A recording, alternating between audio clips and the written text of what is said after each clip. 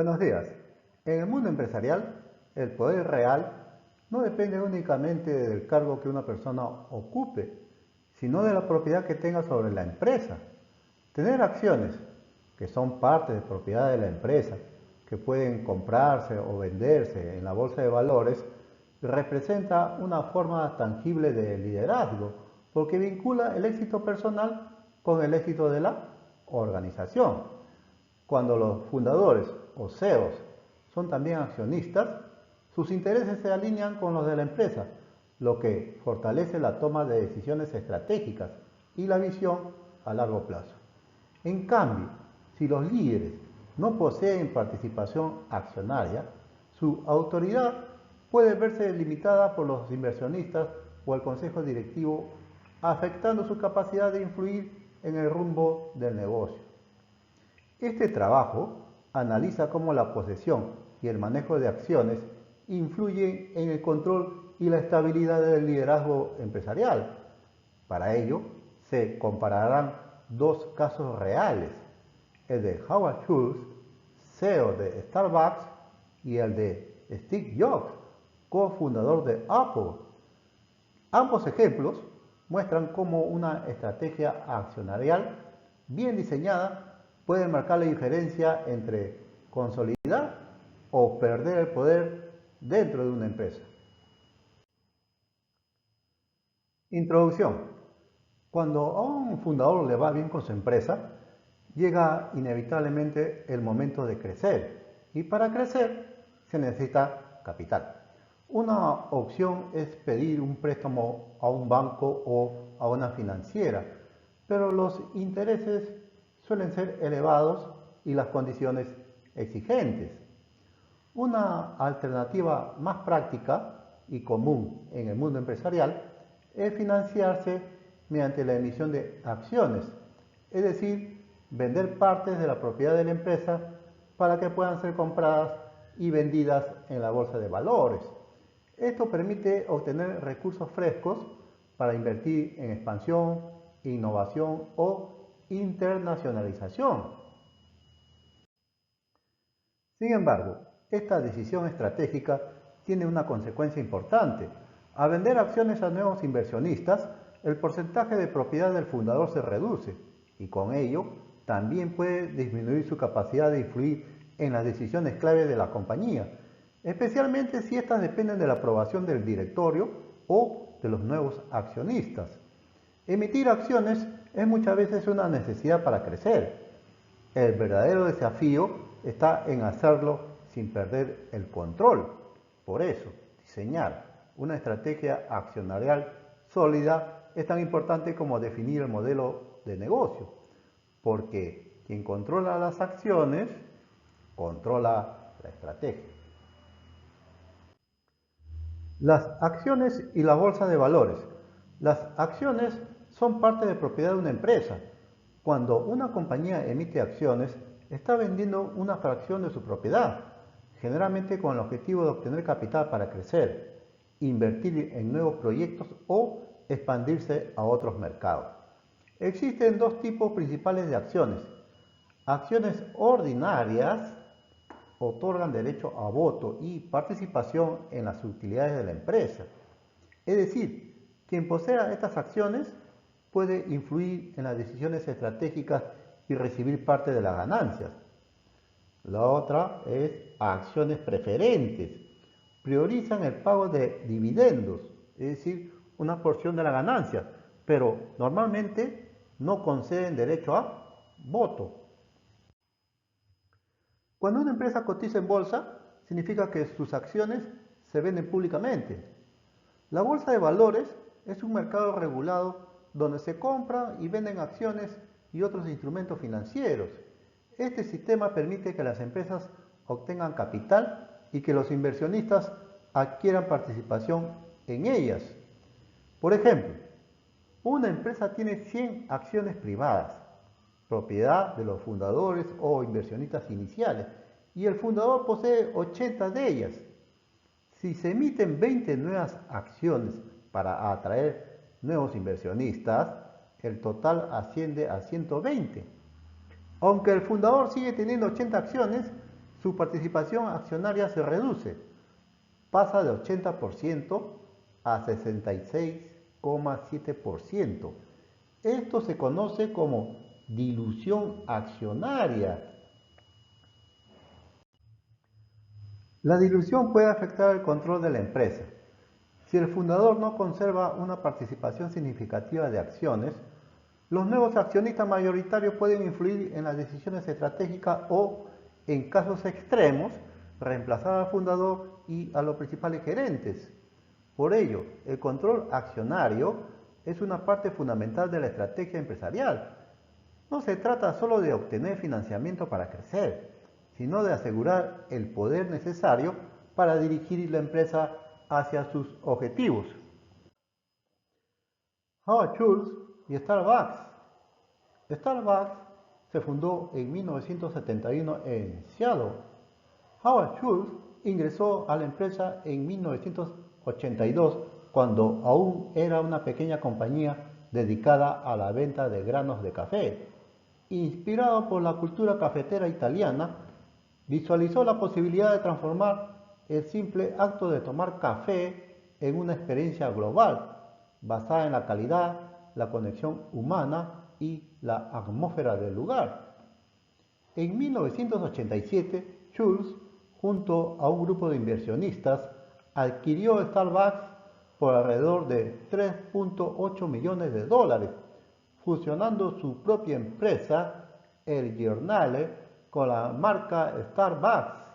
Desde ese momento se convirtió en su principal líder y accionista, convencido de que mantener el control accionario era esencial para preservar la coherencia de su visión empresarial a largo plazo.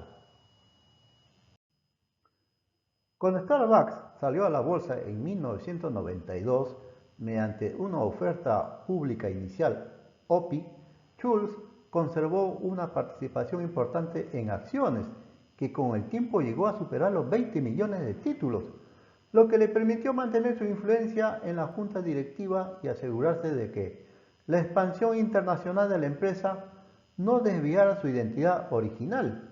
Con el paso de los años, el valor de las acciones de Starbucks se multiplicó, consolidando a Schultz como un empresario multimillonario.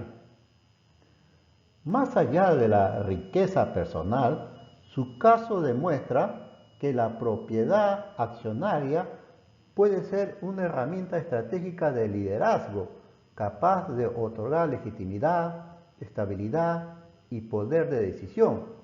Schultz comprendió que mantener una participación significativa en las acciones de Starbucks no solo le daba control, sino también la posibilidad de preservar la esencia de la marca y orientar su expansión global de manera coherente y sostenible. Ahí tienen un retrato de Howard Schultz y el logo de Starbucks. Veamos el otro caso, Steve Jobs y Apple. El caso de Steve Jobs contrasta con el de Howard Schultz, aunque fue cofundador de Apple en 1976 y el principal impulsor de su éxito inicial. Jobs no mantuvo una participación accionaria significativa después de que la empresa saliera a la bolsa en 1980. A medida que Apple crecía y emitía nuevas acciones para atraer inversionistas externos, su porcentaje de propiedad se diluyó considerablemente, reduciendo así su influencia dentro de la compañía. Esa pérdida de control accionario tuvo consecuencias fatales. En 1985, tras una serie de desacuerdos estratégicos con el entonces director ejecutivo John Sculley, la junta directiva de Apple respaldó al CEO y decidió despedir a Jobs de la empresa que él mismo había fundado. Este hecho demostró que incluso un líder visionario puede perder el control de su organización si no conserva una participación accionaria suficiente para sostener su autoridad y visión estratégica. En 1997, Steve Jobs regresó a una Apple en crisis y la transformó. Pero esa es otra historia. Llegamos a las conclusiones. 1. Los casos de Howard Schultz y Steve Jobs muestran que el control accionario no es solo un asunto financiero, sino una decisión estratégica. La posesión de una participación accionaria significativa puede determinar el destino de un fundador dentro de su propia empresa. 2. Quien posee más acciones tiene mayor poder de voto, lo que se traduce en una influencia directa sobre decisiones clave y la dirección estratégica de la compañía. Esto evidencia que la estructura de propiedad debe considerarse un factor central al formular la estrategia empresarial. 3. Poseer acciones de la propia empresa otorga a los líderes un poder real y duradero. Howard Schultz lo entendió y mantuvo el control de Starbucks mediante su participación accionaria, mientras que Steve Jobs sufrió las consecuencias de no preservar esta influencia, siendo despedido de su propia empresa Apple. 4. El control accionario funciona como una herramienta estratégica por sí mismo, capaz de garantizar estabilidad, legitimidad y coherencia en la ejecución de la visión del fundador, incluso frente a la entrada de nuevos inversionistas o cambios del mercado. 5. En el contexto actual, otros empresarios han aprendido de estas experiencias.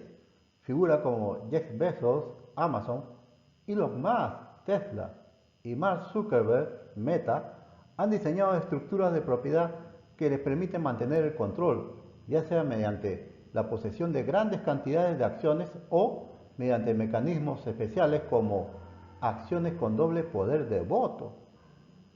6. La visión sin control es vulnerable y la propiedad sin visión carece de propósito. Encontrar el equilibrio entre ambos elementos, visión y propiedad, es clave para construir un liderazgo sólido y sostenible, capaz de guiar a la empresa hacia el crecimiento y la estabilidad a largo plazo. Autoevaluación.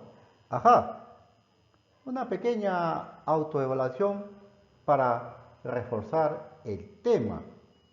Son 10 preguntas con 4 alternativas.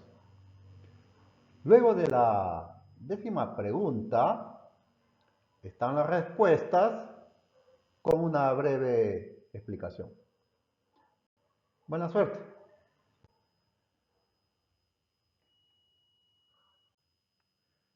Reflexión final. Fundar una empresa es convertir un sueño en realidad, pero los sueños también deben protegerse. En el mundo empresarial, quien descuida su propiedad renuncia a su destino. Las acciones no representan solo un valor financiero, son la base del poder, la dirección y la permanencia de una visión. Una empresa no se construye para perderla, sino para verla crecer fiel a su propósito.